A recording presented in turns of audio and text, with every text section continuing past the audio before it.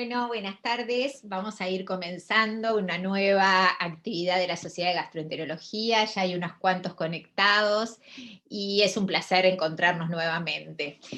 En esta oportunidad decidimos cambiar un poco la dinámica y dejar la charla de la conferencia para hacer algo un poco más coloquial, más de entre casa, y decidimos hacer casi un ateneo, digamos, intrafamiliar, donde vamos a discutir dos casos clínicos.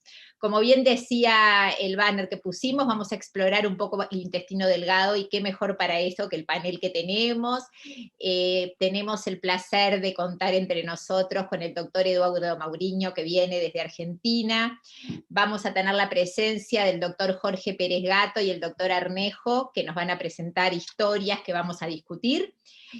Contamos con las panelistas, la doctora Beatriz Yade, la doctora Elena Truco y la doctora Carla Bianchi, y vamos a estar escuchando a nada más ni nada menos que a Virginia López, que va a coordinar los casos que vamos a compartir.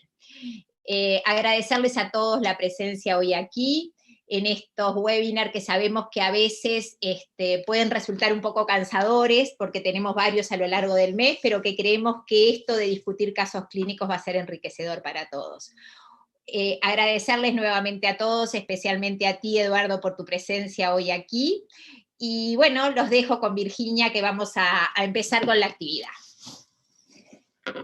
Bueno, buenas tardes a todos. Muchas gracias por acompañarnos. Un beso especial a Eduardo, un amigo ya casi que de la casa.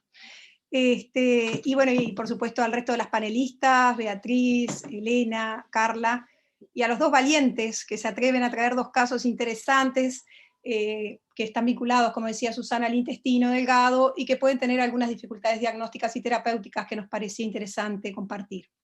Vamos a empezar con un caso que lo va a presentar Juan José Arnejo. Es un caso que se vive en el interior de nuestro país, en medio de la pandemia, donde sabemos que a veces las posibilidades diagnósticas no son las que tenemos acá en la capital, y que en medio de una pandemia se puede hacer aún más difícil contar con algunos recursos. Así que, Juan José, contanos el caso y empezamos. Buenas noches. El caso que voy a presentar es un paciente de 53 años, de sexo masculino, sin antecedentes familiares ni personales a destacar. Consultó en policlínica en noviembre de 2019 por un dolor gravativo en epigastrio de moderada intensidad, sin irradiaciones ni fenómenos acompañantes. No tenía alteraciones del tránsito digestivo bajo ni elementos de alarma. El examen físico era normal. En esa primera instancia se solicitó una videogastroscopía, una ecografía de abdomen, rutinas, y se inició en forma empírica esomeprazol 40 miligramos vía oral en ayunas. De la paraclínica, el hemograma era normal. Si bien ahí dice que tenía 20.400 plaquetas, es un error de tipeo, eran 204.000 plaquetas. Tenía 7.430 glóbulos blancos, una hemoglobina de 15,3, un hematocrito de 43%, y el resto de las rutinas eran normales. La eco de abdomen mostró una estetosis hepática difusa, sin otras alteraciones, por lo que se le solicitó un hepatograma, metabolismo del hierro, marcadores virales y PEF, que fueron todos normales, y los marcadores virales negativos. La videogastroscopía mostró un estómago con una mucosa con aspecto de gastritis crónica atrófica en sus 3 sectores. Se tomaron biopsias de cuerpo y antro para búsqueda de Helicobacter pylori. El bulbo duodenal no tenía lesiones, pero la segunda porción tenía lesiones nodulares múltiples que se biopsiaron. Y el enzuma fue una gastritis crónica atrófica con lesiones nodulares de D2. Estas son las imágenes de D2, no son de muy buena calidad, pero se ve bien el patrón micronodular. Y luego recibimos la anatomía patológica, que nos informaba secciones de mucosa duodenal que muestran vellosidades irregulares sin aumento de la permeación de linfocitos intraepiteliales. En la lámina propia se observan 2 folículos linfoides con centros germinales. Y el enzuma era mucosa duodenal con hiperplasia folicular linfoide, y las biopsias gástricas eran secciones examinadas, muestran mucosa gástrica con cambios hiperplásicos regenerativos, metaplasia intestinal, infiltrado inflamatorio y fibrosis en el corio. Con la técnica de Hemsia no se observaron microorganismos de Helicobacter pylori, y el insumo era una gastritis crónica atrófica en actividad. José, vamos a parar acá un segundito. Me gustaría un poco la opinión de los que están en el panel, como panelistas respecto a este hallazgo que tuvieron en la endoscopía, si es una imagen que ustedes vean habitualmente a nivel de la segunda porción del duodeno, si le dan trascendencia, si la biopsian, y si los orienta algo tener estos hallazgos en duodeno.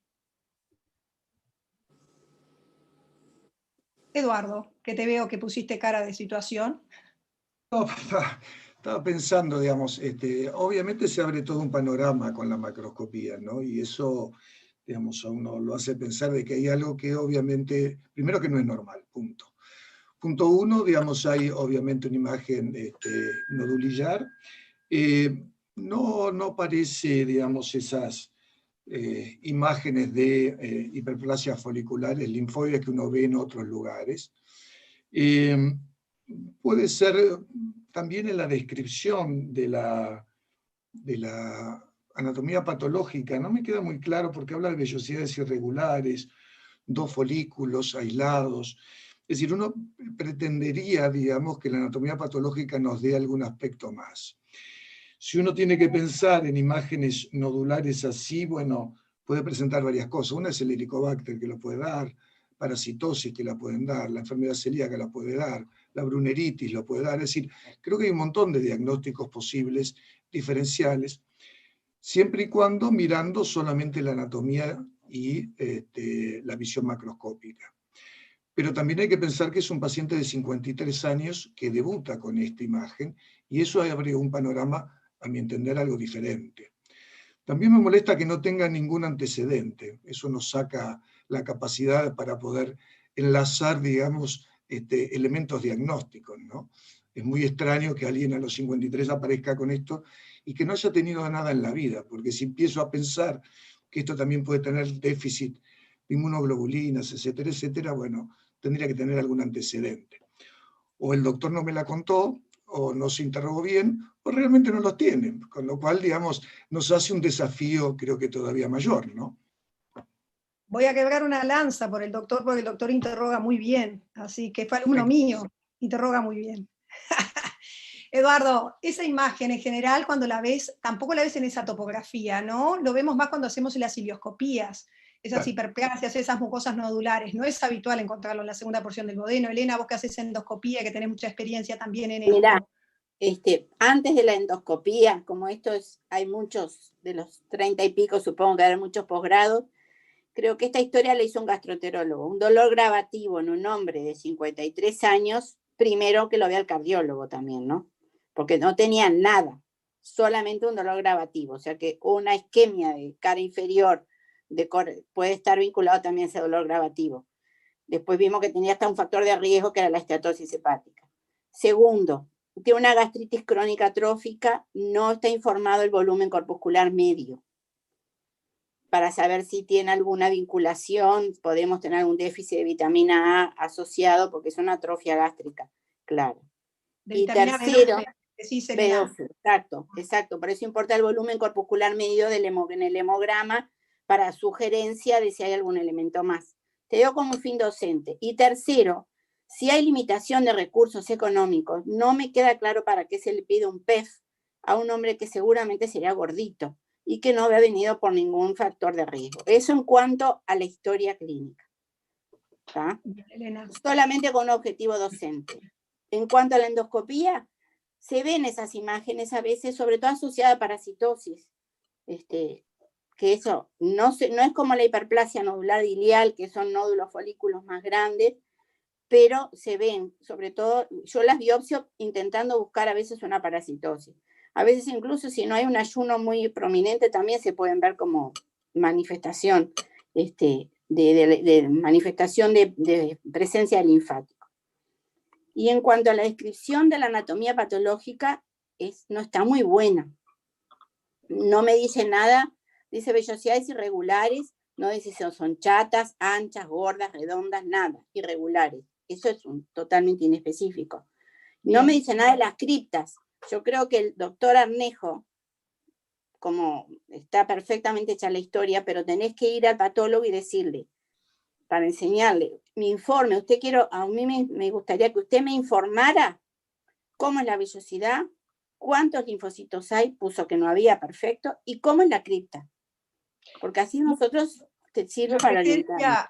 Elena, de ese folículo también llama un poco la atención, Eduardo. La presencia del folículo y centro germinativo, eso es importante y habla de algún proceso inflamatorio. El centro germinativo lo podés ver en lugares donde hay mucho componente linfático, en un vaso o en ganglios linfáticos, pero ahí en la lámina es infrecuente. Para mí, no sé, no soy patóloga, pero... ¿Alguna otra opinión desde el punto de vista, Beatriz, de lo clínico? ¿Algo más que quieras saber o alguna cosa que te...? Sí, digo, yo les diría que no sé lo que tiene el señor, pero no vinculo el dolor, ¿verdad?, con ese hallazgo. Entonces, todavía no sé qué tiene. Habría que ver si en este tiempo en que empezó y se hizo los estudios, que imagino que hubo una demora y qué sé yo, el señor adelgazó, tuvo otros síntomas, cómo mueve el intestino, digo, un poco más para ver el contexto. Y lo otro que me parece importante es la edad, como ya han dicho, no es un hombre que no tiene nada, o que está sano, qué sé yo, y aparece con un cuadro de dolor abdominal. Ahí hay que ver, lo que no me conforma lo que he encontrado para explicarlo. Perfecto. Creo que si el señor sigue con dolor y tiene algo más, ¿no?, que se queja, un hombre que me imagino que no anda por el médico porque sí, y agrega algo más y ver un poquito como si son cuadros cólicos, si hay algo oclusivo, en fin, hay que seguir investigando. Seguimos con la historia porque la historia va cambiando, ¿no, Juanjo? Sí, el paciente, yo lo conozco porque es amigo de mi familia también, es amigo de mi padre, y después de atenderlo vi que era un paciente muy minimizador, que minimizaba todos los síntomas. Después, a medida que avance la historia, le voy a contar por qué fue que llegué a esa conclusión. Pero la realidad es que él se presentó con un cuadro de ese dolor gravativo, no tenía otros antecedentes, la última vez que había consultado a un médico hacía un par de años y no tenía paraclínica hecha. Es un tipo sano, en realidad no había consultado nunca. Cuando tengo esa endoscopía, nos planteamos en el servicio repetírsela en 3 meses a ver qué había pasado con esas lesiones hasta ese momento. ¿Tá? Pero él mejoró clínicamente, el dolor gravativo desapareció y pasó bien, como dice la diapo, hasta marzo de este año, que ahí me fue a ver porque había empezado con otra sintomatología, un dolor cólico en hipogastrio de moderada a severa intensidad que alivia con la expulsión de materias y gases. Bueno, y en ese contexto, como era otra clínica, le pedí una videocolonoscopía y una tomografía. Y bueno, y ahí empezó la pandemia, la emergencia sanitaria, la suspensión de las consultas presenciales, entonces eso quedó un poquito en stand-by. Yo como seguía en contacto con él, ¿podemos pasar a la otra diapo? Él acá en San José es una ciudad muy chiquita, nos conocemos todos, nos cruzábamos todos los días en la calle, me dijo que seguía mal, entonces lo cité a consulta y me decía que persistía con un dolor abdominal intenso en región periumbilical e hipogastrio que no lo dejaba dormir. Ahí estábamos en plena pandemia y me pareció más rápido y fácil de conseguir una tomografía urgente de abdomen y pelvis que una videocolonoscopía, porque implicaba anestesista y un montón de cosas más que iba a retrasar un poco el diagnóstico, por lo que le pedí una tomografía de abdomen y pelvis urgente. Y obtuve este informe. A nivel del yeyuno, se observa en el sector proximal del mismo, distal al ángulo de Treitz, un engrosamiento parietal y lesión ovalada de aproximadamente 51 milímetros de diámetro mayor, que realza con el medio de contraste.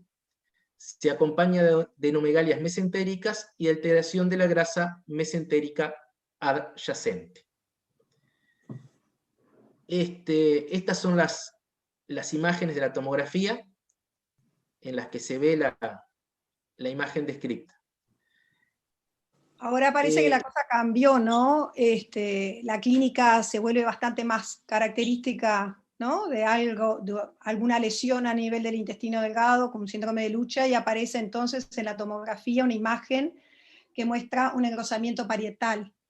En ese momento, ¿en qué cosas pensamos desde el punto de vista clínico? ¿Cuáles serían los planteos rápidos que podemos tener? ¿Y cómo manejaríamos desde el punto de vista diagnóstico para tratar de arrimarnos un poco más? Esto puede ser el inicio de una enfermedad de Crohn, puede ser una lesión tumoral. Dentro de las tumorales plantean alguna en particular. Virginia, ¿podrías, sí, Juan José, mostrar la tomografía y señalar? A mí me costó mucho ver el engrosamiento parietal en esa imagen, a ver. ¿Lo podrías mostrar ahí, el engrosamiento parietal y el hallazgo en esos cortes? No. A mí no sé, Eduardo, vos en esas imágenes, si viste, a mí me costó ver engrosamiento parietal en esas imágenes. Y igual está, créeme que está que tenemos algunos más de imagen que están más lindos. Bien.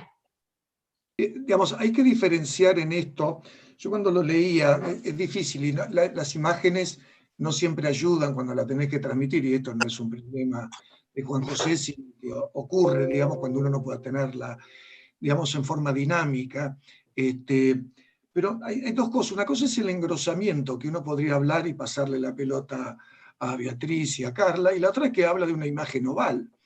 Entonces ahí estamos frente a dos diferencias, porque yo en la oval lo único que dije fue un schist. Dije, ¿por qué no? Digamos, puede ser el debut.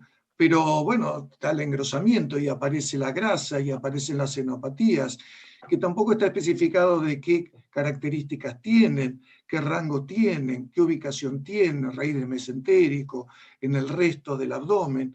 No sabemos si puede haber adenopatía supra e infra, digamos, diafragmáticas, y me parece que se abre toda una serie de situaciones complejas.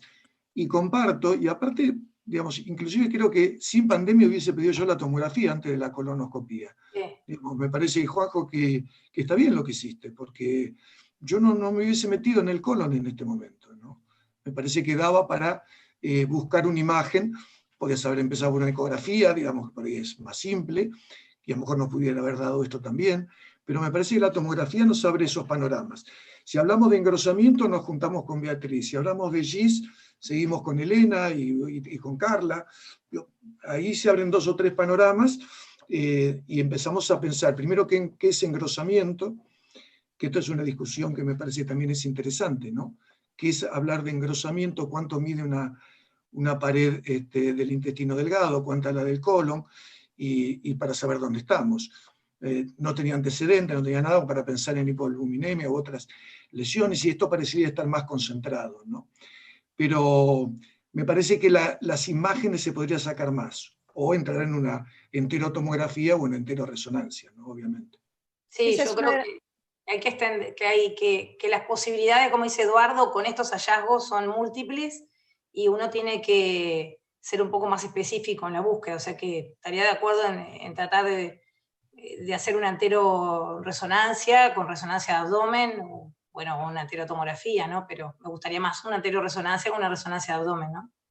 ¿Alguna en particular? En un lugar ideal donde tenemos la opción de una enterotomografía y una enteroresonancia, ¿cuál eligen y por qué? Yo prefiero la enteroresonancia, sin duda. ¿Por qué, Carla? ¿Qué yo creo que es más sensible para ver lo que hablaba Eduardo, ¿no? Ese engrosamiento parietal, te permite más ver el realce, ver lo que es agua, lo que es grasa. Yo preferiría la resonancia, sin duda.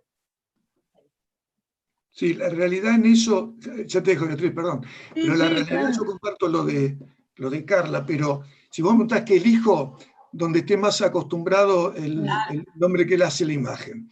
Hemos tenido en la Argentina, en lugares, en la capital, gente que no te hace una enteroresonancia porque no ve y no conoce. Seguramente, y en Europa, y la experiencia de las chicas está, referida a eso y han pasado, digamos, sí hay la enteroresonancia, parecería tener un escalón arriba de la enterotomografía, pero en la Argentina y en Capital, yo le diría, hermano, vos qué es lo que sabés hacer mejor. Y ahí sacaría los resultados, porque si no confunde. Y nosotros no estamos todavía muy habituados en tener ese entrenamiento que por ahí tenés en el Clínico de Barcelona, en enfermedad inflamatoria, donde se juntan discutiendo 2 o 3 personas muy fuertemente sobre esos temas, ¿no? Sabés, Eduardo, que increíblemente acá en Uruguay es más fácil una enteroresonancia que una enterotomografía.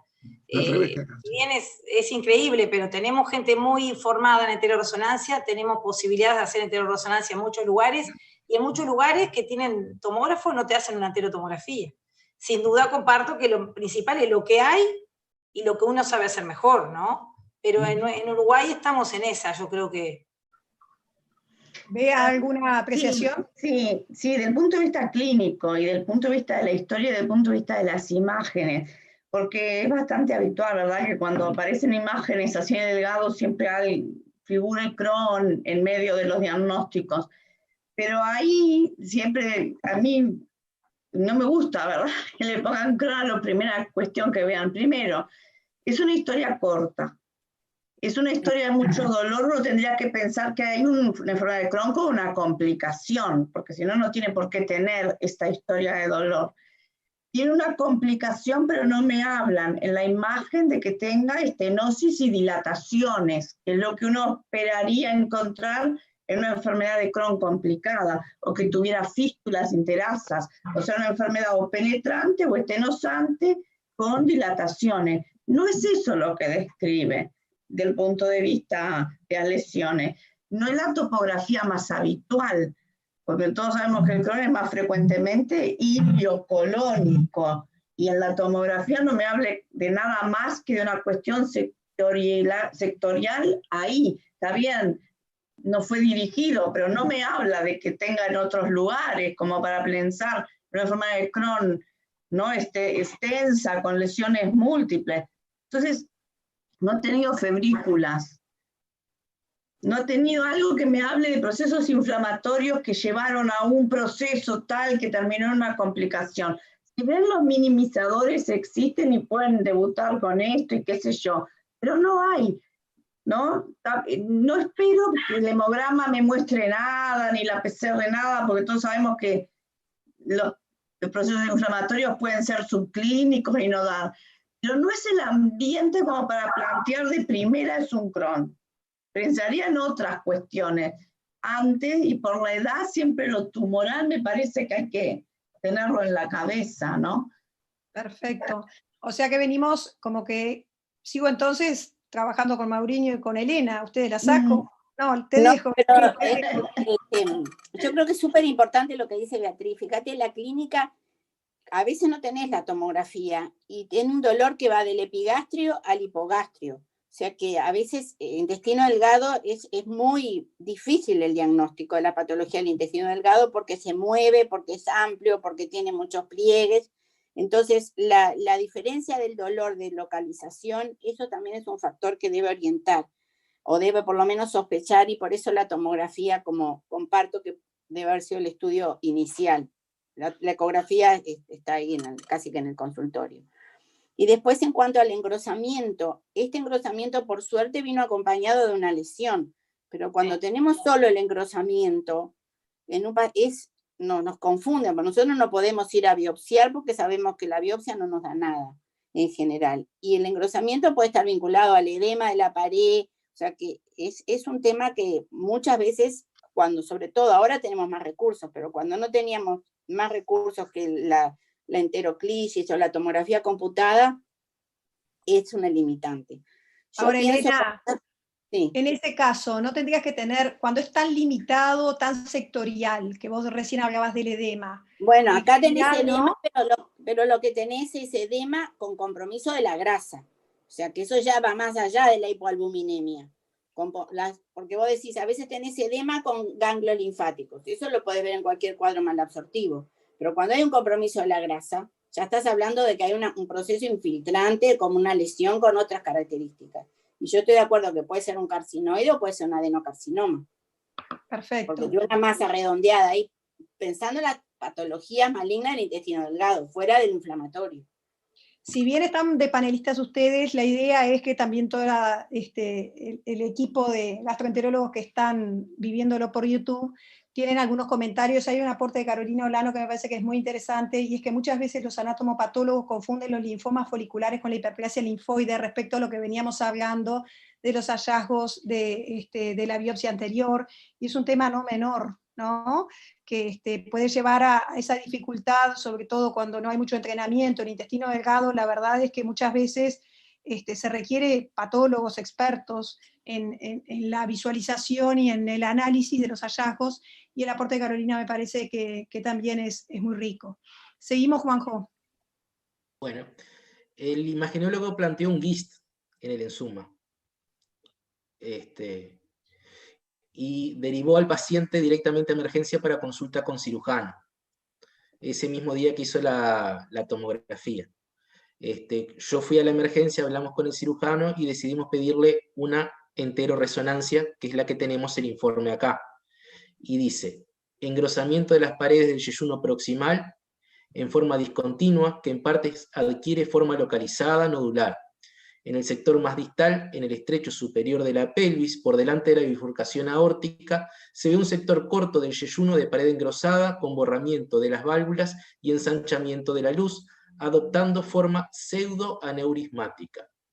A ese nivel presenta alteraciones de la grasa del meso que lo rodea y se acompaña de adenomegalias en el meso. No se ven adenomegalias retroperitoneales, ilion sin alteraciones, hígado, vaso, páncreas, suprarrenales y riñones sin lesiones. Y aquí tenemos las imágenes de la resonancia.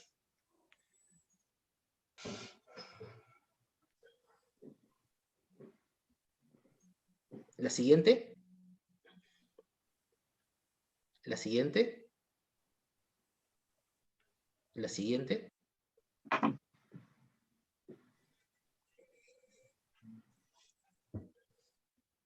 Bueno, ¿y ahora? ¿Qué opinan? ¿Cómo podemos avanzar un poco más? Seguimos con imágenes que muestran engrosamientos, no podemos definir la etiología, el paciente está dolorido, queremos diagnosticar. Sí, dos temas. Uno, está bueno lo que dijo Caro.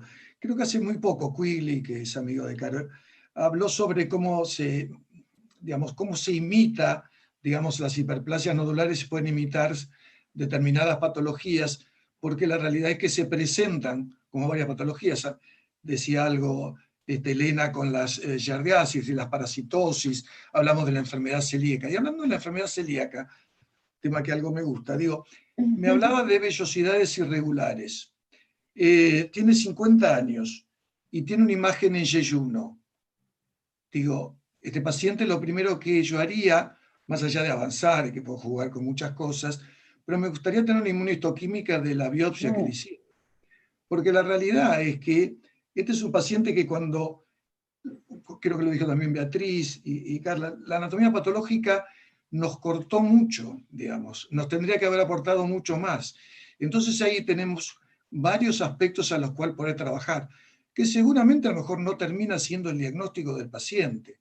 Pero nuevamente, si yo tengo en un paciente que debuta en esa edad con una atrofia vellositaria, porque yo puedo decir vellosidades irregulares, puede ser atrofia vellositaria, yo diría que recomendaría el estudio de la inmunistoquímica, pensando que el paciente puede tener una enfermedad celíaca refractaria.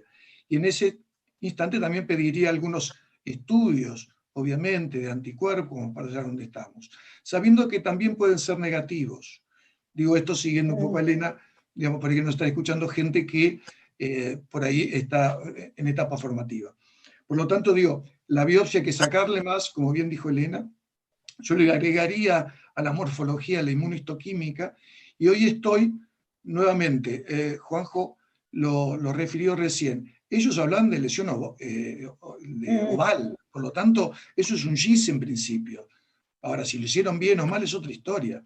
Y ahora cambia, porque empieza a aparecer algo que parece que es discontinuo, y que es algo salteado, con lo cual puedo acercarme a Beatriz, o me acerco a la enfermedad celíaca, porque la enfermedad celíaca puede dar una patología inflamatoria linfomatosa en forma, digamos, múltiple. Por lo tanto, digo, si me invitaron a mí debe tener algo que ver con la enfermedad celíaca. Seguramente no, pero creo que es un dato a tener en cuenta, ¿no? Es decir, estamos pensando, Elena dio un diagnóstico que es interesante, el adenocarcinoma por ubicación es lo que debería pensar y está bien.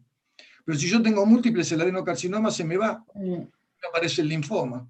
Y si es el linfoma que no es una enfermedad celíaca, no es multicéntrico. Y si no es multicéntrico, no es esto.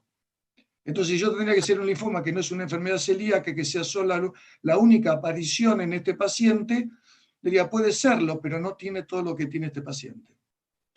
Entonces, jugando así, yo firmo en principio ese inicio de diagnóstico. Y después ¿Linfoma T asociado a enteropatía es tu diagnóstico entonces?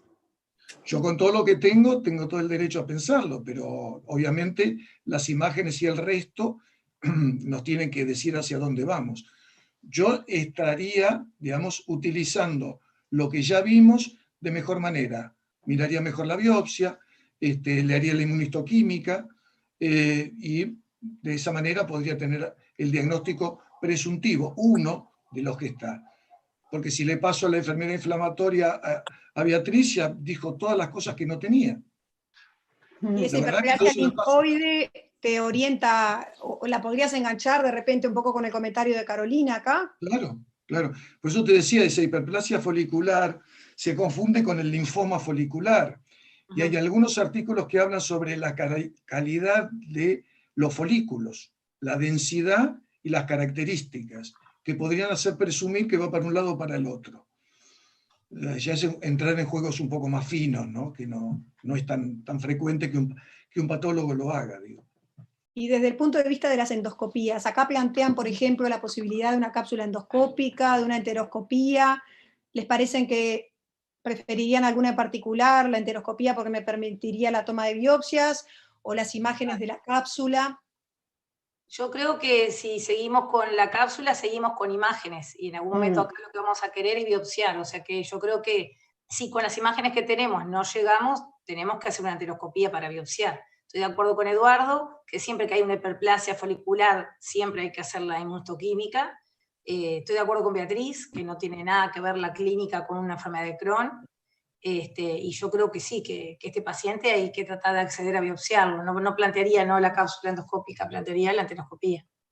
Virginia, ¿Sí? Una pregunta para Eduardo. Si esto es una enfermedad, un linfoma secundario a una enteropatía, o sea, un secundario a un PRU refractario, una enfermedad celíaca refractaria tipo 2, no tenemos clínica previa de nada. ¿Puede debutar así, de una? Sí. Sin. ¿Y un linfoma intestino delgado? ¿Linfoma primario intestino delgado por esa forma discontinua? Bueno, es ahí, para mí en general, la biografía también un poco avala esto, no es que lo digo yo. Digamos, el linfoma multicéntrico va más a la enteropatía y el linfoma único en forma neurismática va al linfoma, digamos, fuera de enteropatía. Y ahí, si jugás con eso, jugás con linfoma T y linfoma B.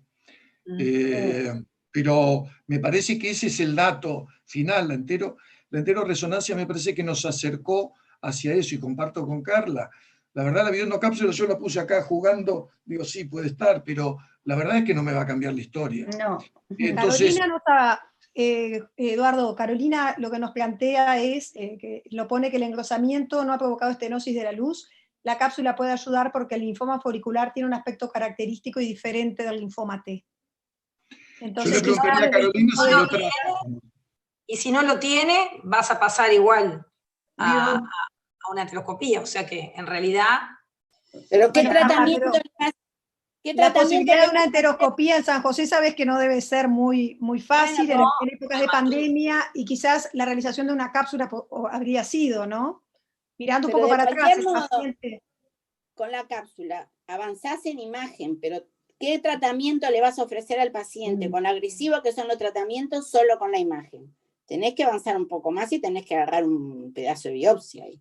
Si estás en el interior, la cápsula endoscópica, estés donde estés, por lo menos en el interior, Pero no la vas a tener cubierta. Creo que en el interior para mí es más fácil meter un colono y tratar Totalmente. de llegar bastando en yeyuno que tocar múltiples muestras que conseguir una cápsula, y menos en pandemia.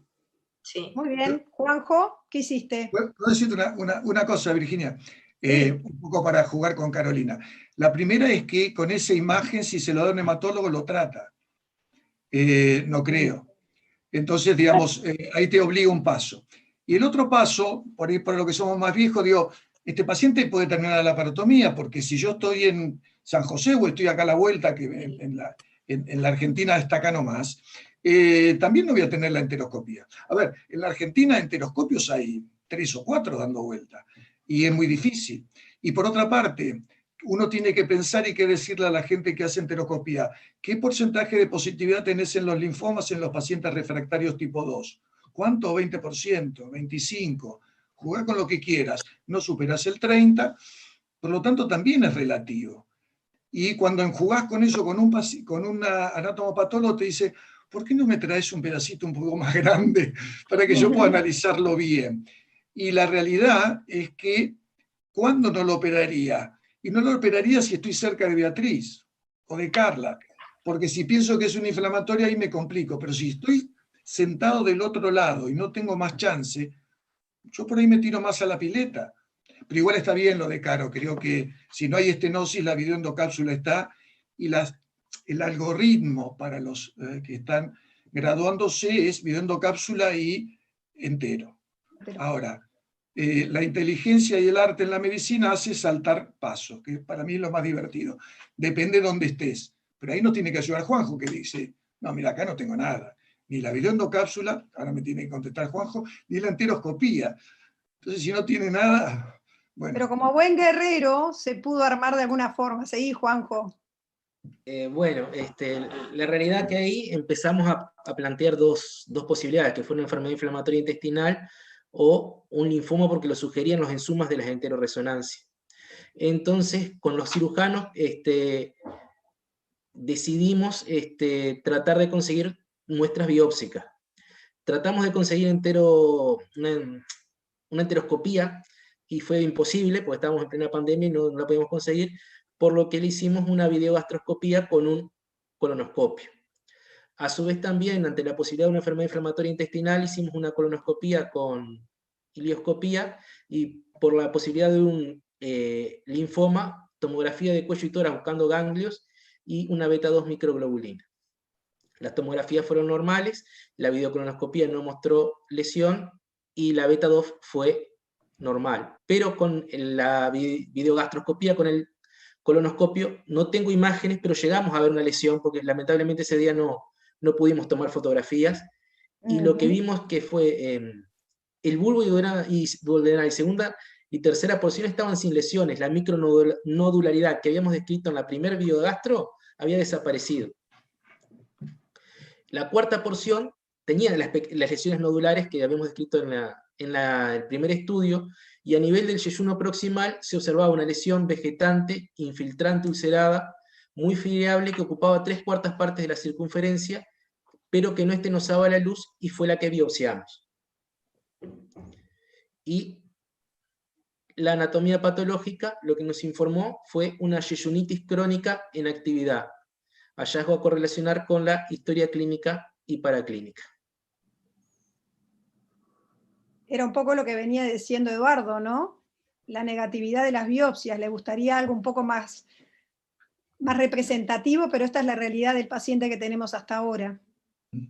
Opiniones, Juanjo, comentarios. Juanjo, Sí. simplemente digo, si bien dijimos que no planteábamos una enfermedad inflamatoria intestinal, hubiera estado bueno mirar el hilo terminal de ese paciente, no se pudo, ¿no? En la colono, porque pusiste hasta ciego. No se vio el ilion, sí, no lo puse, lo omití, pero se vio. Era normal, bien. perdón. Y acá lo que tenemos es una yeyunitis crónica. Pero acá le haría una inmunohistoquímica. Sí, porque no es lo que, no condice esa descripción No, digo que con lo que se ve. Que esto que nos informa, ¿no? Si uno tiene una yeyunitis crónica en el informe histológico, ¿no? Uno piensa, si esto es un proceso primario, si esto es un proceso evolutivo de una enfermedad inflamatoria intestinal, de una enfermedad celíaca, perdón, o si esto es un proceso preneoplásico, ¿no? Yo creo que serían esas tres cosas que uno se plantearía en la cabeza. Tampoco concuerda mucho, no sé la opinión de ustedes, pero con lo que desde el punto de vista macroscópico ven. Exacto. Yo Nada. creo que con el miedo de justamente que planteamos de que esto sea un proceso neoplásico, yo creo que iría lo que dijo Eduardo, saltaría los pasos. ¿Irías a un Pero aláparo? Sí, tenés que avanzar, ¿no? Yo- O O sea, una de laparoscopía, alguna manera una tengo que laparoscopía. llegar a una mejor muestra, ¿no? Una Capaz que laparoscopía. la laparoscopía te permite Una agarrar una laparoscopía. neuropatía. ¿Sí? Una laparoscopía. Sí, Lo pero que llama la atención que informe yeyunitis crónica tiene un infiltrado linfoplasmocitario, pero tiene polimorfos y tiene eosinófilos. Ajá. O sea que, y no habla nada de yeyunitis ulcerada, porque tiene Nada. una úlcera. Macroscópicamente tiene una úlcera. A mí me parece que la descripción que hace Juan José es mejor que el patólogo. Sí. Así Sin que hasta ahora duda. me quedo- Totalmente. hasta ahora me quedo con Juanjo y no tengo ganas de verlo al patólogo. Exacto. La verdad es que poco me importa lo que dijo el patólogo. Me quedo con lo de Juan José y por lo tanto va la laparotomía. Mm. Bien, seguimos, Juanjo.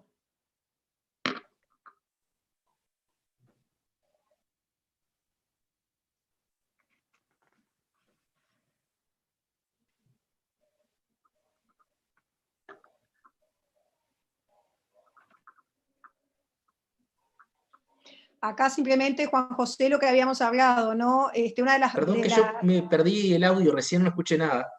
No te preocupes, Juanjo. Simplemente voy a recalcar acá algún comentario. La imagen esa micronodular, nosotros la habíamos visto en alguna oportunidad, de hecho hay una publicación con Carolina en una inmunodeficiencia como un variable y algo se habló al inicio a nivel de la segunda porción de duodeno que tenía esa mucosa micronodular.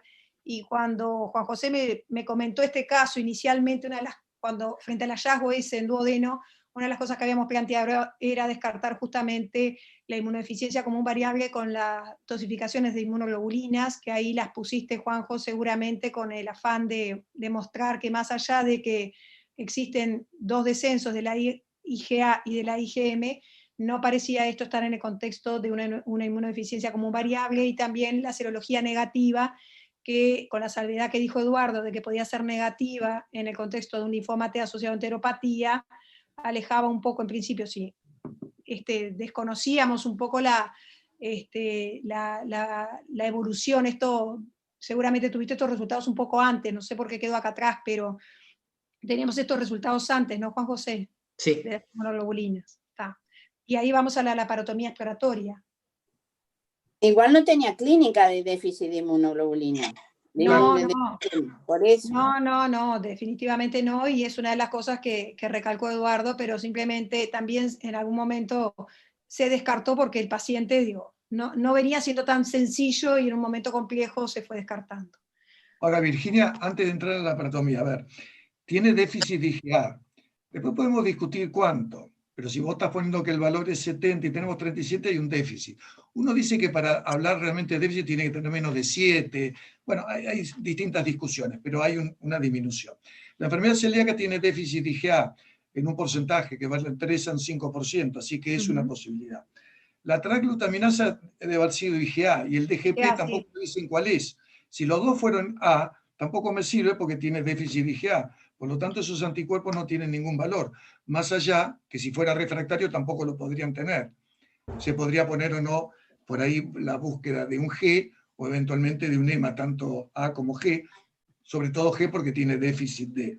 Y la otra cosa que uno debería tener en este paciente es un HLA, que obviamente por ahí en San José no lo hay, acá a la vuelta tampoco, pero digamos, es un dato que podía también dar fortaleza para esta discusión que hace muchos años se planteó que eran los linfomas del intestino delgado si estaban o no acompañados de una enteropatía, ¿no? Así que, digamos, nuevamente eso como concepto de qué valor uno le da a los anticuerpos. Entonces no le puede decir, mira, fue negativo, no, pero espera, tiene déficit. Y ese déficit me acompaña también a uno de los diagnósticos diferenciales que habíamos puesto. Los péptidos de aminados de gliadina son de tipo IgA y IgG acá. ¿Hacen los dos juntos? Hacen los dos juntos. Okay. El transglutaminasa es de tipo IgA. Seguimos, Juanjo. Bien. Ahí el paciente estaba con una clínica de suboclusión, estaba con mucho dolor abdominal y vómitos, y él, porque estaba interesado en que lo operaran para ver qué era lo que tenía, omitía contarnos eso y se operó prácticamente ocluido. Estaba con vómitos fecaloideos la noche previa, que no había dicho nada. Por eso les digo que es un paciente bastante complicado porque aguanta mucho. Y bueno, la descripción de la cirugía fue que hicieron una mediana indiferente, evisceración de delgado, presentando tumoración de yeyuno proximal que compromete meso y apéndice secal. Se toman biopsias y se envían para inmunofenotipo y anatomía patológica. Se realiza apendicectomía de forma habitual, se marca sector de meso a resecar, sección del mismo con ligasura, anastomosis con lineal cortante, carga azul a la Barcelona con refuerzo PDC3 y cierre de la brecha. Y ahora les voy a mostrar las imágenes de la pieza quirúrgica.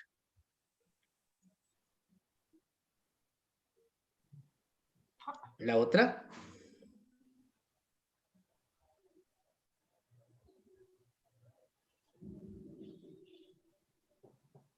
La otra. Y esta es la última imagen de la pieza. Y ahora tengo el informe de la anatomía patológica. Y dice, corresponde a una neoplasia maligna cuya morfología con técnica de rutina favorece el diagnóstico de linfoma no Hodgkin, difuso de compromiso intestinal, extranodal, 35 ganglios linfáticos negativos para malignidad, se solicita inmunomarcación para definición diagnóstica y se realizará informe complementario. Y la inmunistoquímica, compromiso intestinal por un linfoma no Hodgkin difuso a grandes células B, CD20 positivo con perfil centro germinal.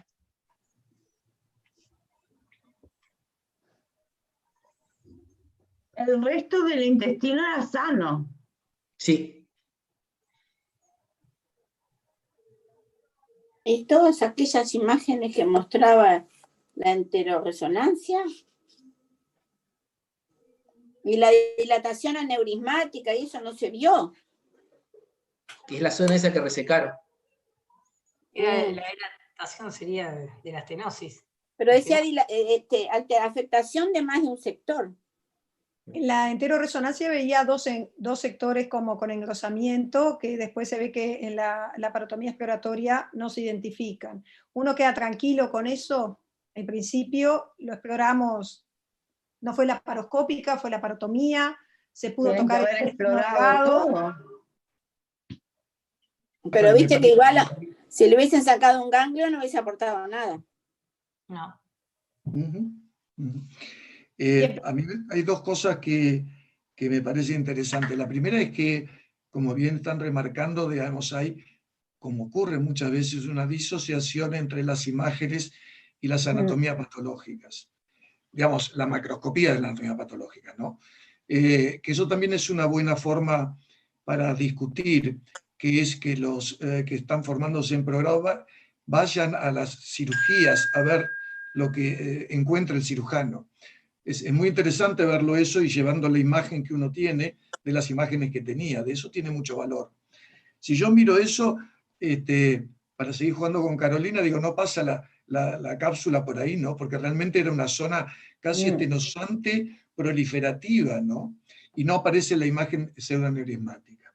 Pero hay un dato también muy interesante en la mirada de esa macroscopía. Los pliegues son totalmente normales, previos a. Por lo tanto, ahí alguien tendría que decirme, Eduardo, te equivocaste, no parece ser celíaco. Porque la realidad es que esa imagen también es muy buena. Obviamente uno va a esperar la anatomía patológica, pero en general, inclusive en los linfomas no celíacos, la mucosa circundante está atrófica, como está en los cuadros de isquemia. Y en última instancia, la imagen proliferativa produce isquemia. Y es muy llamativo porque no la tiene.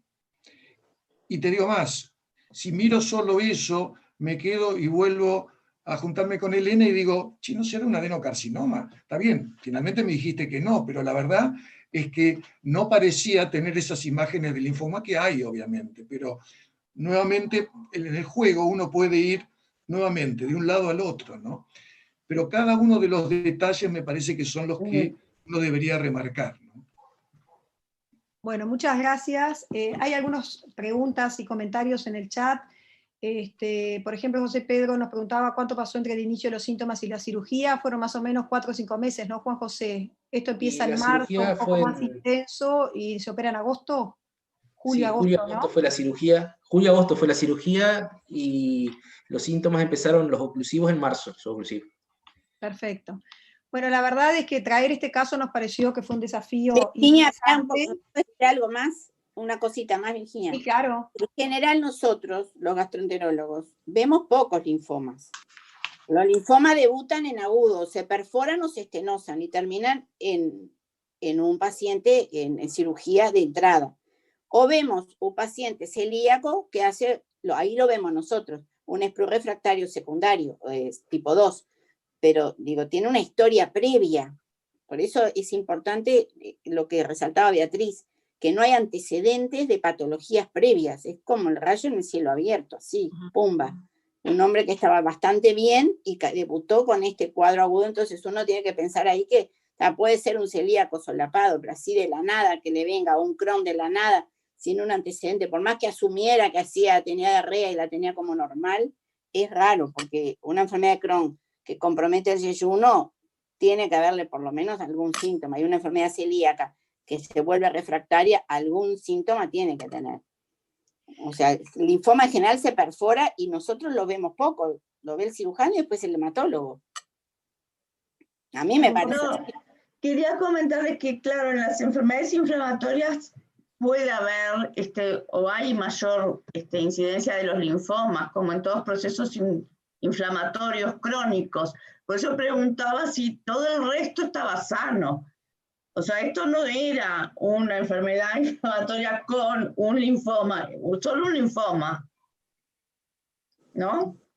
Termina siendo un linfoma B en intestino delgado, que es una patología poco frecuente, que se presenta en forma bastante difícil de diagnosticar, como nos pasa habitualmente en el intestino delgado, a pesar de que tenemos tantas herramientas, en un paciente en el interior y en un momento muy complejo desde el punto de vista de la pandemia, que dentro de todo, realmente Juanjo termina teniendo un diagnóstico como está bastante descrito en todos los libros, con la laparotomía como cierre final del diagnóstico de todo esto.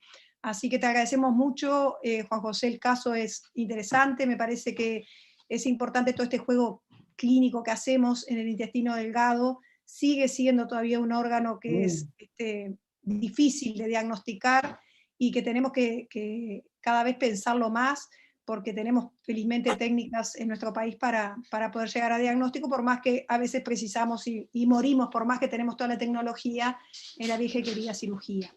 Así que muchas gracias, Juanjo. Le vamos a dar paso ahora a Jorge con otro caso. Es un caso un poco más corto, pero no menos complejo.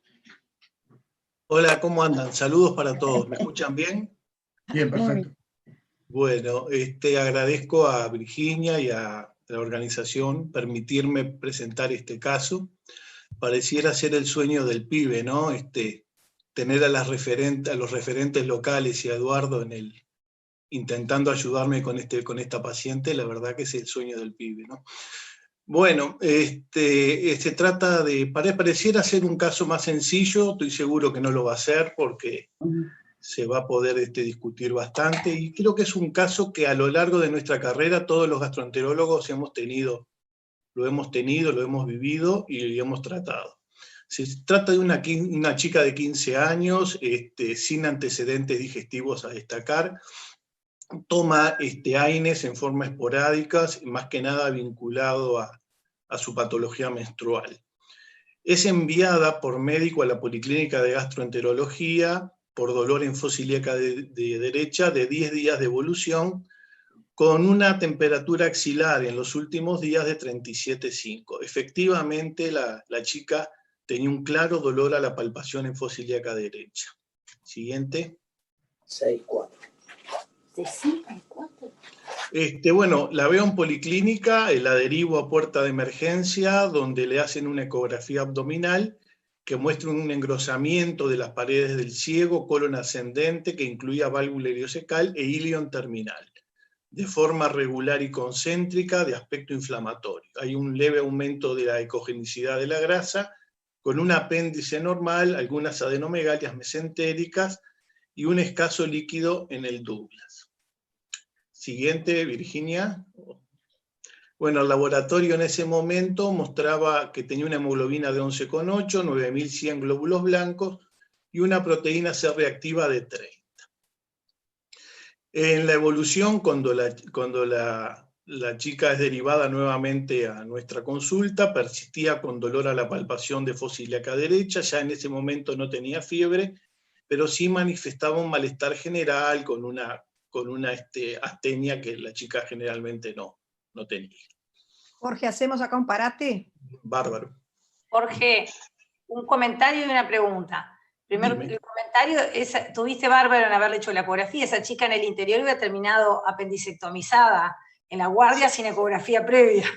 No, a ser sincero, le hicieron en puerta. Yo la envié en puerta porque quería descartar que no tuviera una apendicitis. Claro. Y segundo, con ese hallazgo en la ecografía, ¿la dejaron ir y te la derivaron? Volví a policlínica, no entendí. Sí, ¿No o le hicieron sea nada? que ¿Con todo eso? fue a policlínica, o sea que desde que empezaron los síntomas, que fueron 10 días hasta que me vio a mí, y ese día y medio que estuvo en puerta, pasaron 11 días del comienzo de los síntomas, ¿no? Tuvo suerte. ¿Qué opinan? Eso es lo que pasa habitualmente, porque el cirujano dice no es quirúrgica, pase al gastroenterólogo. Es así. Apéndice sano, engrosamiento ileocecal, una chiquilina de 15 años, esto es una enfermedad de Crohn, pasa al gastroenterólogo. Esa es la historia típica en todos lados. Esa chica con este hallazgo en la guardia te llaman para ver qué hacen, porque que se vaya y la manden a verte, Jorge. Sí. Beatriz, ¿y qué opinás de estos 10 días de dolor abdominal? Vos cuando la mandás, ahora yo ya tengo la ecografía que me ve el engrosamiento. Digo, es una de las formas de presentaciones bastante habituales, ¿no? La fosa ilíaca derecha. Un 15-20% de los pacientes con enfermedad de Crohn debutan con una complicación, es decir, que no es inusual que la fase previa pase desapercibida. Y es uno de las formas de presentación típicas, ¿no? La ileitis. Creo que con una historia corta, como es esta, con un cuadro bastante característico, en esta sí. Yo digo, 15 años, con esta historia, porque ¿qué otra cosa vamos a plantear? Una tuberculosis.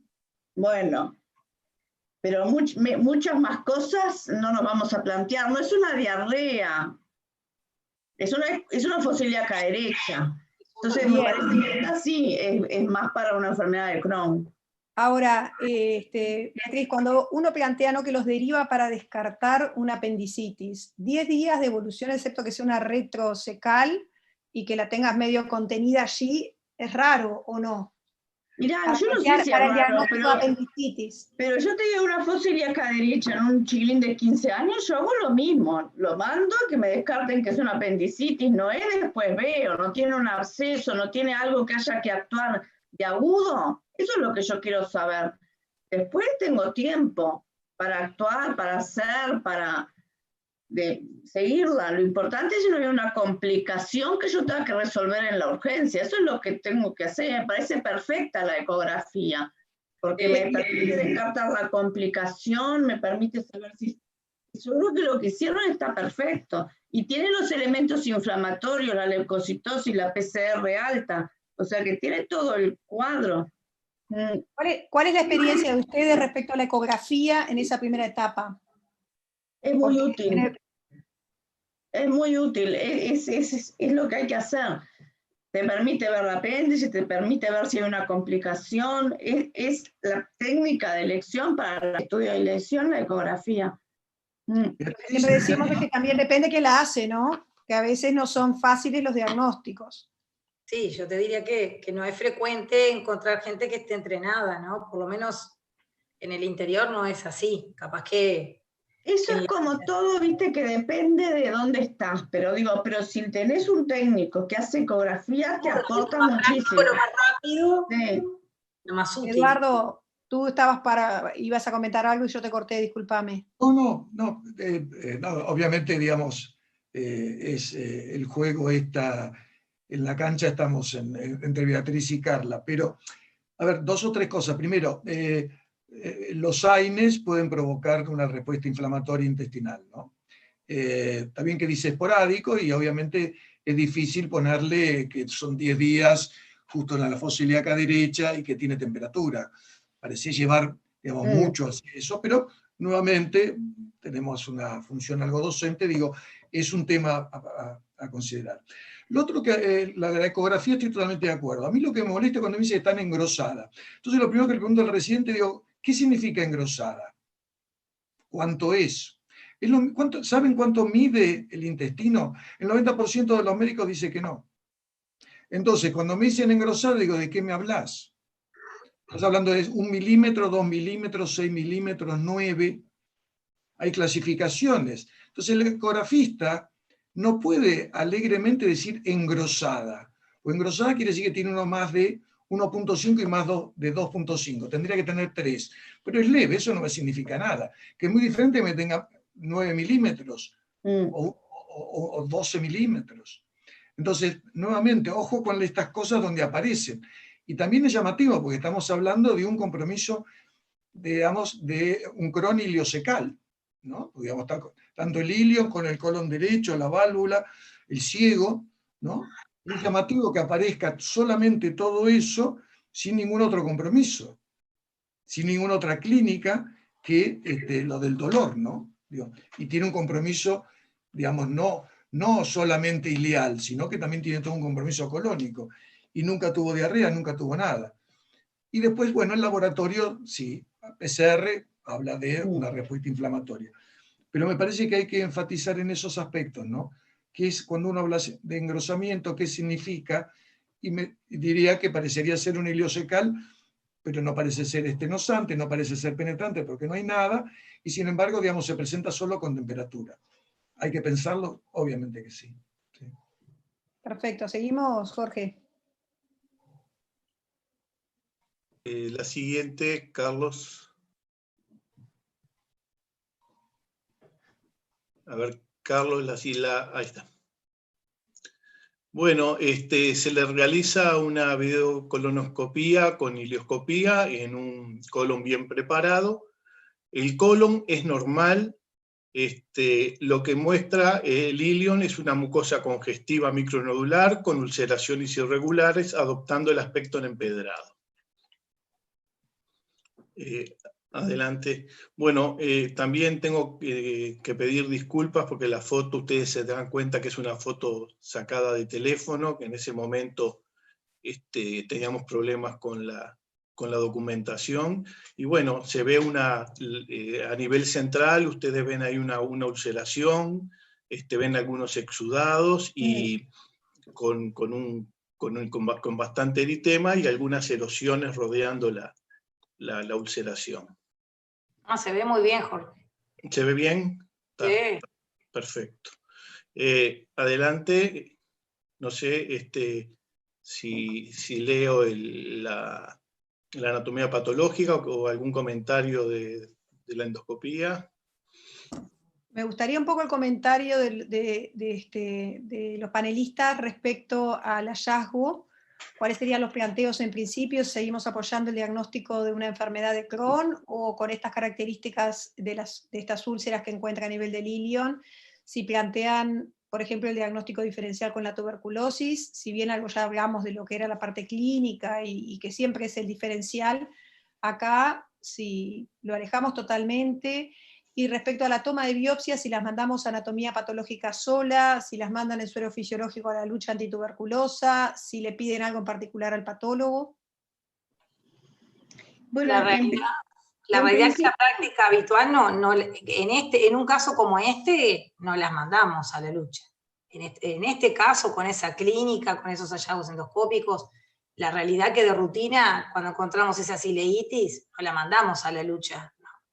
No sé vos, Beatriz, pero no van. Totalmente de acuerdo en lo que te decía. En realidad, por ahora viene siendo el cuadro de una enfermedad de Crohn ileal.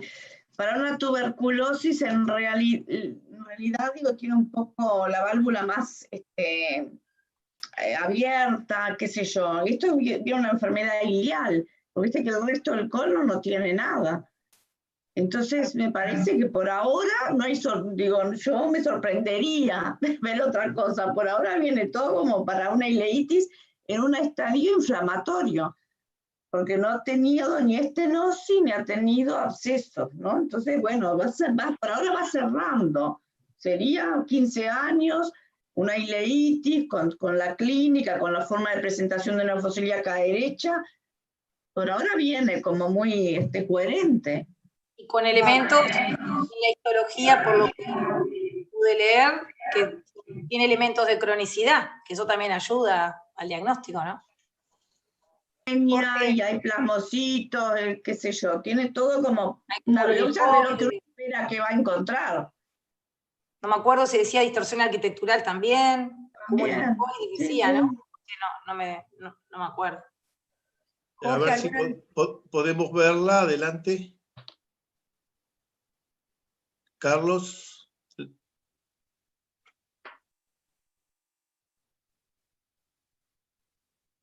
Bueno, la mucosa ileal se presentó de aspecto heterogéneo, con sectores con arquitectura conservada y otros ulcerados, con exudado fibrino pioleucocitario en superficie y tejido de granulación subyacente.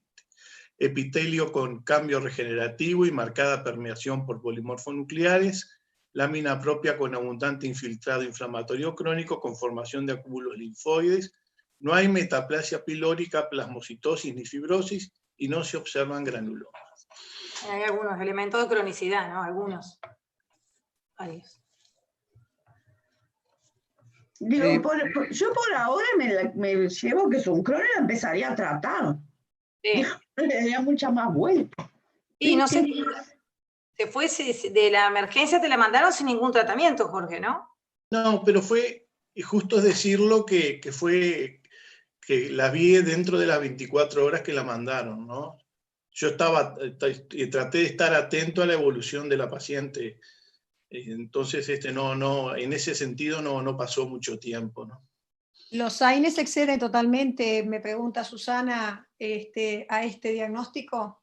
¿Esto no les parece que sea una ileitis por AINES? No. No me parece. Bueno, seguimos, Jorge. Te paso un dato, Virginia, un segundo. Una cosa interesante. Si yo tomo por sectores, el ecografista me dijo que estaba comprometido el ilion, la válvula, el colon derecho y el ciego. Le pegó a 1 de 3. Es lo que yo dije, no hay experiencia en la ecografía.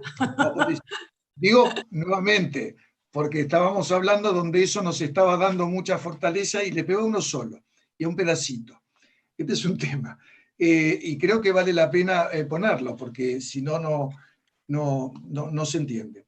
La otra cosa es por qué el patólogo me pone no metaplasia pilórica, por qué el patólogo me pone no plasmocitos. ¿Qué es lo que buscaba el patólogo? Yo le preguntaría al patólogo, o le preguntaría, no a Juan, sino a quien lo lee, le digo, ¿para qué me lo pusiste? Pregunta abierta, digo. ¿La verdad? ¿Hay contestación de eso? Sí, hay contestación. Y es llamativo. Son elementos que cuando están son de cronicidad, ¿no? Bueno, algunos sí, otros no. Si empezamos con los plasmocitos, tiene que ver con trastornos de inmunodeficiencias comunes. Si hablo de metaplasia intestinal o metaplasia pilórica, normalmente son reparativos de lesiones ulcerosas y podría quedarme con el AINE o con otra lesión. De hecho, la mayoría de las úlceras reparan con metaplasia, es raro que no lo haga. Entonces son dos datos que uno le preguntaría al patólogo por qué y para qué no lo puso. Pero bueno, era para que, si no, la morfología pasa rápidamente y creo que alguien lo tiene que pensar, o si lo puso, a preguntarle por qué, ¿no? Así que, Jorge, la próxima, preguntarle al patólogo para qué lo puso. Virginia, un detalle. Virginia, una cosa. Es importante que, desde el punto de vista histológico, hay dos diferencias. Unas glándulas con la estructura conservada y al lado otras con la estructura histológica. Eso es viendo una enfermedad de Crohn. O sea, lo que los endoscopistas vemos, una úlcera con un pattern al lado conservado. Desde el punto de vista microscópico es eso. Eso no lo da un AINE, ni lo da una tuberculosis. Eso es más de una enfermedad de Crohn. Y la válvula indemne también, digo, eso, como decía Beatriz, creo que el sello siempre es muy raro tener una tuberculosis que no comprometa la válvula. No sé en cuanto al PCR, si con 30 es suficiente, vos ves tuberculosis con PCR bajo, pero bueno. Un comentario tengo de Ana Mas-Lorenz, que tengo idea que es patóloga, ¿no? Buenas noches. La metaplasia pilórica y la plasmocitosis basal se ven en las enfermedades inflamatorias intestinales. Es un comentario que ponen en YouTube. Así que le agradecemos la participación. Seguimos. Sí, adelante. Bueno, esto era una ayuda a memoria, Virginia, para... ¿Qué rol tendrían, no, otras técnicas de imagen acá? Si en este paciente justificaría una endoscopía digestiva alta, si aportaría algo. Si tiene algún rol la calprotectina fecal, y por supuesto en el laboratorio, aparte de los reactantes de fase aguda, por ejemplo, pedir los ANCA o los ASCA, si nos pueden ayudar algo en el diagnóstico, y un poco cómo iniciarían el tratamiento, porque la paciente ya la devolvieron de la emergencia y tenemos que iniciar algún tratamiento. Beatriz. Bueno, primero que esta chica tiene 15 años, por lo tanto, desde el punto de vista estricto, está en la edad pediátrica. Y por lo tanto, según los criterios para pediatría, sí lleva la videogastroscopía y además el estudio de delgado. Hay que completarle la evaluación del intestino delgado para poder determinar cuál es la extensión de la enfermedad. Los ASCA en esta etapa, qué sé yo, no me aportan. Tengo una biopsia, tengo toda la imagen, tengo todo. ¿Y la otra pregunta cuál era? ¿La calprotectina fecal, Beatriz, tiene algún uso? En este momento no, porque digo, me va a dar alterada, no tiene mucho sentido. No. La calprotectina uno lo plantea cuando no tiene un intestino irritable y quiere saber, es la etapa diagnóstica, ¿verdad? Y quiere saber si la calprotectina me puede orientar a una enfermedad inflamatoria o cuando voy a hacer un monitoreo. Entonces parto de una calprotectina y quiero ver después cómo va bajando. Pero en esta etapa en la cual tengo diagnóstico, la calprotectina va a aumentar de manera inespecífica en cualquier proceso inflamatorio. O sea que no me va a ayudar a diferenciar un diagnóstico de otro. Pero sí te serviría, Beatriz, en esa secuencia que vos decís de respuesta al tratamiento. Y como monitoreo, pero no como diagnóstico. Como monitoreo hay que tener en cuenta que las enfermedades iliales dan, o sea, la calprotectina si bien es útil, es mucho más útil en la afectación colónica que en la afectación ilial, ¿no? Eso también es un dato importante, me parece, que digo en el seguimiento. Sí, o por lo menos no va a tener un valor tan alto como vemos en el colon. Lo otro que decía Beatriz, como está en edad pediátrica, estrictamente se le hace la gastroscopía, la realidad en que, en función de los posgrados que están, la realidad es que los pacientes adultos, si no tienen sintomatología digestiva alta, no le hacemos de entrada la gastroscopía, y que sí, sin duda, sea pediátrico o adulto, hay que completar la valoración del resto del delgado, y nuevamente, ahí decía cápsula endoscópica, pero yo creo que nuevamente, obviamente, lo que hacemos es hacer una anteroresonancia para completar la valoración, ¿no? Perfecto, Jorge. Y no, perdón, y lo otro que es importante, en esta edad si le miraron bien el periné. Sí, el periné. Cuando le hiciste la endoscopía es importante ponerlo. Estaba intacto. Bueno, pero ¿sigo con el tratamiento o van a opinar cómo lo hubieran tratado? Eso, a mí ya estamos como que en la etapa final del caso, donde vos querías resolver algunas cosas, Jorge, y donde más allá de la postura que tomamos, que tomaste, que seguramente es la que viene en la siguiente diapositiva, me gustaría saber la opinión de cómo hubieran iniciado el tratamiento los panelistas.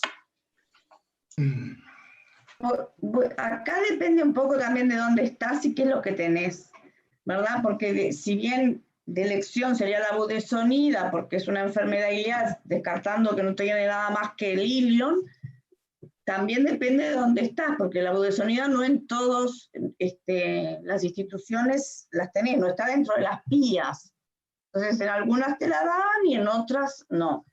Y la segunda línea, y si la budesonida además es difícil de conseguir, es el corticoide. Y esa es la indicación de la inducción. Perfecto. Y yo lo que siempre recalco y volvería a decir es que de la mano del tratamiento de esta paciente es iniciar los estudios en vistas a si uno después tiene que escalar. Acordar que esta paciente es una paciente que seguramente va a terminar con inmunomoduladores, o bueno, eventualmente si no funciona puede requerir un biológico, si bien como factor de mal pronóstico lo que tiene fundamentalmente la edad nomás, por ahora creo. Pero desde el momento que empezamos el tratamiento, ya ir haciéndole el cuantiferón o el PPD, las serologías virales, recordar que si bien está en edad donde ya tiene la vacuna de la hepatitis B en el carnet de vacunación obligatorio, titular los anticuerpos, porque si yo tengo anticuerpos bajos, por abajo de 100, tengo que revacunarla una vez que esté inmunosuprimida, la respuesta es menor, así que puedo ir adelantando esa hora. Así que a la par de eso, porque si no después uno va esperando la respuesta y va corriendo de atrás al paciente. Jorge. Bueno, la paciente, teníamos la posibilidad de usar budesonide, se iniciaron 3 miligramos cada 8 horas, o sea 9 miligramos al día. A las 3 semanas la paciente estaba sin dolor, con un tránsito digestivo bajo normal, había aumentado la hemoglobina, que estaba en 11,5, los glóbulos blancos se normalizaron, y la proteína C reactiva tenía un valor de 0,9. Por supuesto que eso es a las 3 semanas, pero lo fuimos siguiendo día a día, y la paciente se notó una mejoría notoria a los pocos días de haber comenzado la budesonide. A ver, creo que es la última, ¿no? Esa es la última, Jorge. Esta es la última. Yo quería hacer un comentario. La paciente ya llevamos más de 6 meses con inducción con budesonide. Está bárbaro, está totalmente asintomática. Y bueno, un motivo por lo cual yo este caso se lo comenté a Susana Cohen y a Adriana Raggio era cómo continuar. Si era momento, como estamos haciendo medicina de pandemia, si era el momento de pasar a los inmunosupresores, ¿no? Los padres están muy cómodos con este tratamiento al ver la chica que está muy bien. Entonces, plantearle algo nuevo en este momento es un poco complicado. Incluso la chica demoró mucho en reintegrarse a sus clases porque los padres estaban muy temerosos de cualquier contacto con la posibilidad del COVID. Entonces, yo sé... Sí. Voy a entrar 2 minutitos antes de que los panelistas, porque alguna cosa hemos comentado y porque me parece que hay mucha gente, como dijeron, muchos posgrados, ¿no? Un par de comentarios que me parecen importantes. Totalmente de acuerdo con lo que dijo Bea y Carla con respecto a la budesonida y a los corticoides. Me parece que es importante destacar que la mesalazina no juega ningún rol en estos casos, porque no es la primera vez que vemos pacientes con ileitis que reciben tratamiento y que se eternizan a veces con la mesalazina, ¿verdad? Eso como primer concepto que me parece importante, porque no la hemos nombrado y me parece importante destacar que acá no tendría ningún rol. El otro tema que me parece que nos pasa siempre con las ileitis es que ya sea usando budesonida o usando prednisona, lo que nos pasa es cómo controlamos estas pacientes, porque muchas veces vos decís clínicamente está sintomática, ¿verdad? Pero en realidad todos tenemos pacientes que clínicamente están asintomáticas y que de repente repetimos la endoscopía y la endoscopía se mantiene igual, ¿verdad? Entonces creo un poco que esa es la pregunta que a mí me pasa muchas veces con la ileitis. ¿Cuánto esperamos para hacer? Porque tampoco podemos estar haciendo, o por lo menos no es la ideal en una chica de 15, 16 años, endoscopías cada 3 meses para ver respuesta. Cuando los parámetros de fase aguda, cuando tenemos una PCR que no aumenta mucho, que nos pasa mucho tiempo, que no aumentan, ¿con qué los controlamos, verdad? Porque otra realidad es que, como bien decía Carla, la calprotectina fecal, yo estoy de acuerdo, Bea, que no nos aportaba mucho, pero si bien es verdad que la calprotectina fecal aumenta más en los procesos de colon, creo que cuando tenemos una calprotectina fecal aumentada en delgado, es un buen elemento para poder controlar. No siempre la tenemos y es verdad que los valores son más bajos, pero me parece que es un elemento más como para poder monitorear. Nada más, eso quería comentar. La respuesta a esto es el famoso trabajo STRIVE, donde se dice, ¿verdad?, que tú tenés que tener una certeza, ¿verdad? Tú querés que esas lesiones remitan, entonces el monitoreo, tú tenés que hacerlo con la calprotectina, con la PCR, y en algún momento lo tenés que endoscopiar. Y pandemia o no pandemia, lo vas a tener que hacer. Y en general lo vas a hacer en los 6-9 meses. Lo otro importante, que me parece que eso sí, es que en realidad ya pasó la etapa de la inducción, porque la inducción con budesonida son 8 semanas, 12. Después empieza la etapa en que se lo vas retirando y a los 6 meses ya la budesonida terminó. Entonces, acá tenés 2 opciones y depende un poco de todo el contexto. O decir, bueno, espero, me quedo quieto y veo a ver cuándo hace el próximo, ¿no? Ya sabiendo que si hace uno próximo va sí o sí, con temor o sin temor, a una inmunosupresión, o la miro y veo cómo está. Y si persisten las lesiones, yo tengo que escalar porque no puedo dejar que siga progresando la enfermedad. Creo que ahí van a tener que trabajar un poco con la familia y bueno, digo, plantear un poco que estas enfermedades son así y van a requerir seguramente pasar a otra medicación. Pero en términos generales, inducís, monitoreás, si remitió totalmente, podés darle la chance de que por ahí quede sin medicación, y si no, vas a tener que pasar a una inmunosupresión. Yo estoy de acuerdo con Beatriz. Y progresaron, porque lo otro es que progresaran las lesiones, ahí va a ir un biológico. Por eso es que es importante mirarla. Sí, y yo creo que hay que mirarla tempranamente. A mí me gusta ver endoscópicamente, ver la respuesta.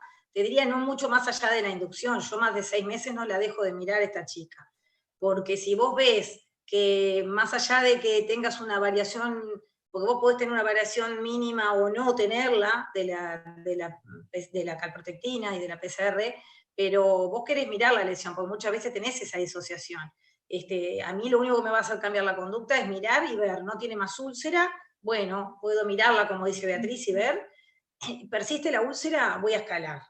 Y ahí, si uno escala, tiene 2 alternativas. O probar los inmunomoduladores convencionales, que nosotros sabemos que nosotros hacemos un step up rápido, o sea que tenemos que probar 3 meses para poder solicitar en el Fondo Nacional de Recursos un biológico, pero realmente en ese step up rápido de 3 meses creo que no es lo que se juega la paciente, se juega si uno se duerme años con un inmunomodulador, y creo que si no hay respuesta uno tiene que escalar rápidamente, y obviamente en un momento de pandemia uno preferiría un anti-TNF que un inmunomodulador, pero creo que esta es una paciente para mirar rápido, no mucho más allá de la inducción. Pero no. Carla, la inducción la mirás a los 3 meses o a los 6 meses. A los 6 meses, en el STRIVE te lo dice, entre los 6 y 9 meses le haces la endoscopía. Por eso digo, yo más de los 6 meses, yo no espero más de 6 meses. Pero la budesonida se la mantenés los 6 meses. Pero no a los 9 miligramos, los 9 miligramos son 8 o 12 semanas, después bajas a 6 y después bajas a 3 y se suspende. Están 6 ahora, están 6. Claro, yo ya la tendría en 3 a esa altura. Muy bien. A los 6 meses la tendría en 3 y ya a los 6 meses le haría la evaluación endoscópica. Bueno, tampoco va a cambiar un mes más, un mes menos. Es claro, más que tiene un patrón inflamatorio, que no tiene factores de mal pronóstico como una enfermedad perianal, también clínicamente ha marchado bien, ha mejorado la paraclínica. Yo creo que acá en España no te cambia un mes más, un mes menos, pero digo, conceptualmente es eso. Bueno, muchas gracias. Jorge, no sé si tenés alguna duda más, porque la idea era comentar entre todos y poder resolver de la mejor manera a tu paciente. No, realmente les agradezco a todos, por lo menos son pautas de trabajo. Esta chica ya lleva casi 8 meses con el tratamiento de inducción, y como yo les dije, estamos haciendo medicina de pandemia, que todo cuesta un poco más y todo, los límites se estiran, ¿no? Entonces, pero después de este Ateneo es un arma más para hablar con la familia y para estudiarla, ¿no? Para reestudiar. Yo les agradezco mucho que me hayan ayudado. Bueno, muchas gracias a todos. Le voy a dar la palabra a Susana para que cierre, pero un especial agradecimiento a los panelistas que realmente aportaron todo su conocimiento, su buena onda en esto. Por supuesto, a todos los que nos apoyaron desde YouTube y que también participaron activamente de esta actividad. Así que nada más me resta que mandarles un beso grande a todos y le paso la última palabra a Susana. Muchas gracias. Gracias, Eduardo, particular. Nada, yo despedirlos, agradecerles de nuevo a todos los panelistas, a Eduardo especialmente lo que acaba de decir Vicky, a nuestra secretaria Cecilia, que nos ha ayudado con todas las preguntas que llegaron por YouTube, a Carlos Riolón, que cada vez nos hace más fácil toda esta actividad cibernética, y bueno, nos vemos el mes que viene con la próxima actividad. Gracias. Chao. Gracias, Eduardo. Chao. Chao.